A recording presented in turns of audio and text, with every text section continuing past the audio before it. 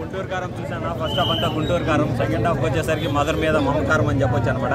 Cinema అయితే overall గా పర్వాలేదన్న. First half ఏంటంటే కొంచెం స్లోగా ఉన్నట్టు ఉంటుంది, కానీ సెకండ్ హాఫ్ వచ్చేసరికి మాత్రం వీక్స్ అనే చెప్పొచ్చు. అతనికి ఎస్పెషల్లీ మహేష్ బాబు గారు one man show, one man army అనే చెప్పొచ్చు అన్న.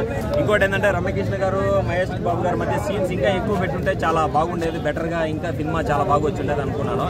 ఇంకోటి ఏంటంటే ఎస్పెషల్లీ కుర్చీ సాంగ్, కుర్చీ మడత పెట్టే సాంగ్ అన్న. ఆ సాంగ్ అయితే హైలైట్ బ్రో. మహేష్ బాబు గారు వాళ్ళు ఆయన జీవితంలో తీసిన సినిమా లేకల్లా ఈ సినిమాలో అతనికి ఆ డాన్స్ అయితే విశ్వరూపం చూపించాడనే చెప్పొచ్చు అనమాట. అలాగే కామెడీ, వెన్నెల కిషోర్ గారి కామెడీ, జగపతి బాబు గారి కామెడీ, రావు రమేష్ కామెడీ, అందరు కామెడీ కానీ చాలా చాలా వర్కౌట్ అయిపోయింది అనమాట. ఈ సినిమా ఆన్లైన్ రివ్యూస్ చూస్తుంటే తమన్ గారు బ్యాక్గ్రౌండ్ వరస్ట్ ఉందండి. తమన్ గారు కొద్దిగా డిసప్పాయింట్ చేసినట్టు అనిపించింది అన్న. అతనికి ఏంటంటే అతనికి ఇప్పుడు తమన్ గారే కదన్నా, డిఎస్పీ గారు కూడా అతనికి తెలుగులో ఎవరు ఇయటం లేదన్న.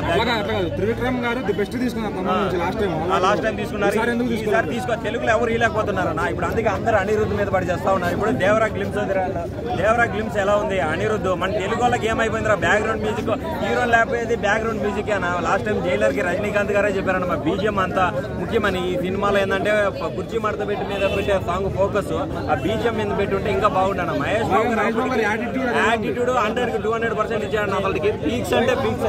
శ్రీలీల అదే మహేష్ బాబు గారి కాంబినేషన్ డాన్స్ ఎరగదీశాడు నా. శ్రీలీల తోటి ఈక్వల్ గా డాన్స్ చేశాడు అన్న, ఎక్కడ తగ్గించలేదు మహేష్ బాబు.